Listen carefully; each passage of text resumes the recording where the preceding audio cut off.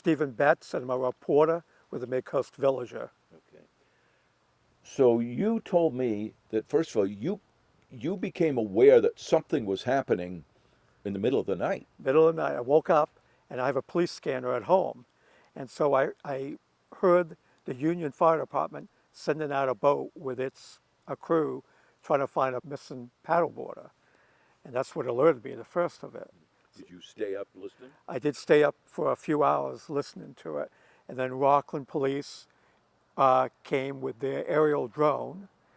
And then they called in the warden service. And once the warden service got there, I didn't hear much traffic for a while, so I went back to bed. And then you eventually found out that they had found a body and I contacted the Maine Warden Service first and was told I needed to speak to the Maine State Police, which was the first clue this is something different than a drowning incident. and you haven't gotten a great deal from the state police since then, have you? No, I've received what everyone else has received. There's been 2 news releases by the Maine State Police. First one saying, well, 3 actually. First one was the death was suspicious, and then they declared it a homicide. And then I think it was yesterday, they issued one, or yesterday or the day before, saying, we understand that there's fear out there and concern, but we're investigating, and they're doing everything they can. So you're the local reporter here. You've been covering all this stuff around here for decades. Yes. Do you have a lot of information about what happened or what might have happened? The only thing I know is that Sunshine Stewart had a camper. She was going to spend the summer at Micmac Campground and just enjoy the outdoors. She was a big outdoors person. And surveillance footage from the campground shows her going out on a paddleboard at 6 p.m. on July 2nd, I believe it was. And then the next event was, according to the Knox County Sheriff's log, there was a call shortly before 12:30 in the morning on the 3rd that there was that she had not returned. And that's when the Union Fire Department went out, and then they called in the warden service. And we don't know who called that in. We don't know who called it in. We don't know. That's the thing. There's so many unanswered questions.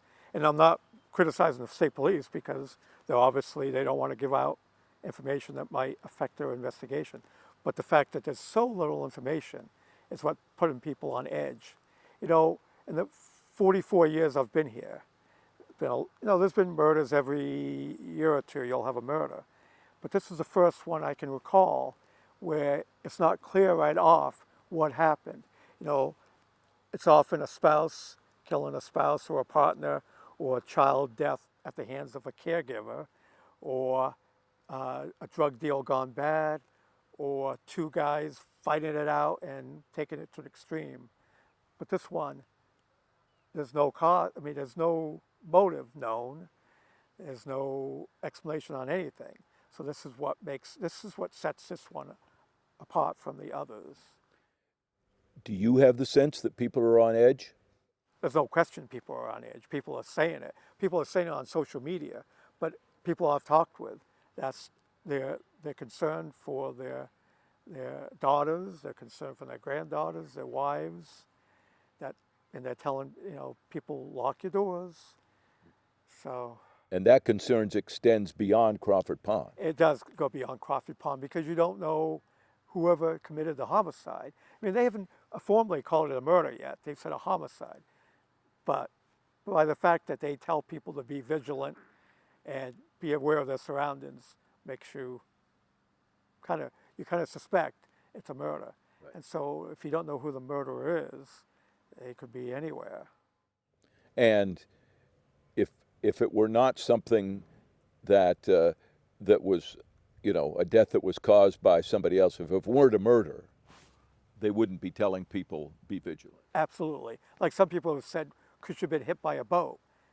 And they would never, that would not be their response. They would probably say, we've had a hit and run involving a boat and a paddleboarder.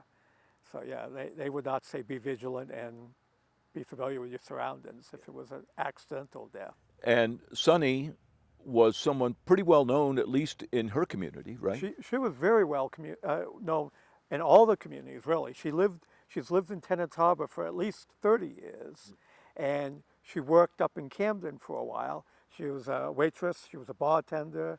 She had a big circle of friends throughout this region. And so, so this hits deep throughout the Knox County community. So you have a tragic death, presumably a killing.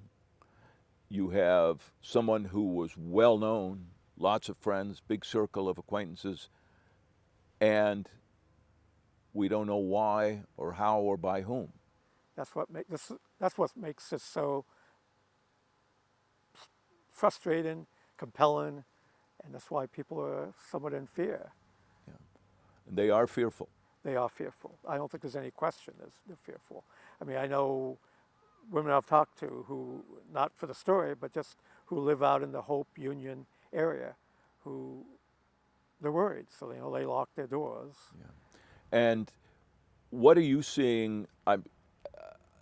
Social media, I'm sure, is lit up on this. What are you seeing on social media? Well, social media. I read social media, but I don't go because the crazy theories go out on there, and I don't even begin to delve into those because unless they saw something, I'm not going to even question them. But yeah, there's a lot of questions saying it was this, it was that, it was this, and they have absolutely no direct knowledge. Yeah. So I don't even touch those. If you could get the state police to tell you one additional piece of information, what would that be?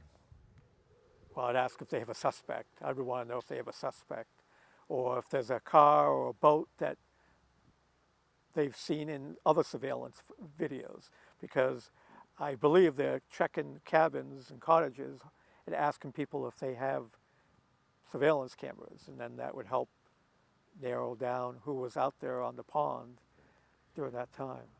And if the person who was involved with this didn't go through the campground, then presumably they would have come from one of those private residences. They would have to come down through one of those side roads. I went on Google Earth today, and there's probably 100 or more cabins that line that. That pond goes into Warren as well. It's not just Union, it goes into Warren. And I believe there's little docks at many of them. I counted 60 what I looks like from the air, docks. So it could be someone staying there, but it could also be someone who just went down a dirt road and was out there. So that's it. There's so many more questions than there are answers. Was she killed on the island? Was she killed on the water? Was she killed on the shore? Those are the questions. Right. And I'm sure the state police will share that once they have someone in custody. And are you surprised that this has become a national story? I am a little surprised about the national story on it. Local story, no, because of the fact that it's uncertain. But, it could be that we have this, it's an idyllic lake. People come here and they spend with their families, and then this woman goes out there, a well-liked woman goes out, and that's the last you know what happened to her. So I suppose that makes a compelling story. But I won't speak for why national stations are giving this so much attention. And they're after you. And they are after me. I'll have to be honest, it's the first time I've ever been interviewed by other reporters. Mm-hmm. So it's a new Sorry about that. I'd prefer that it was something different than this. This is so tragic.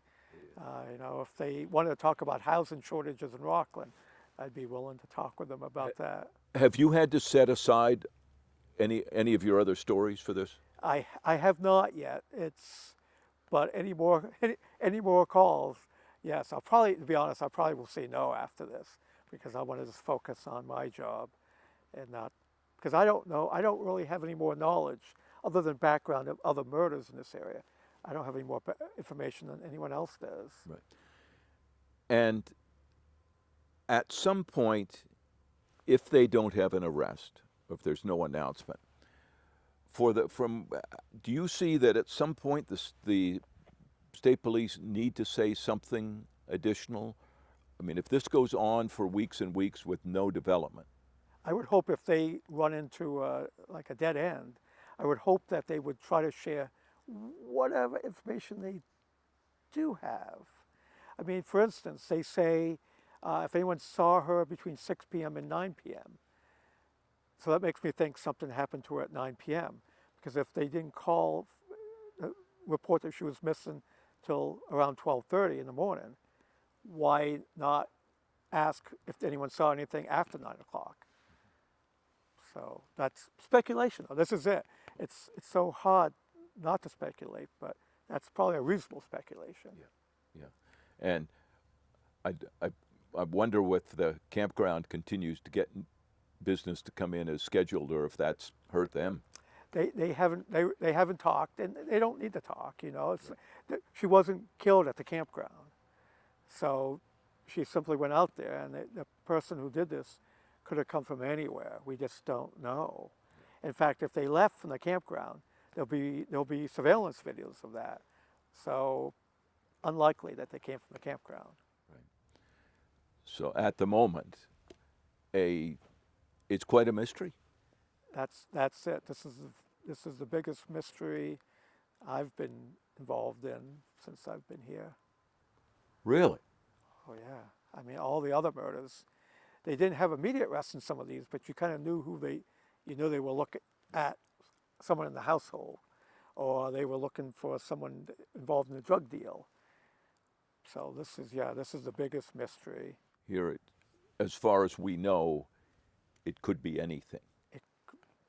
Right now, it could be anything. The state police may know something different, but for the public, it could be anybody. It could have been a stranger who just happened, a transient coming by. You know, I think that's what scares people the most, if it's that. Good. Steve, thank you. Sure.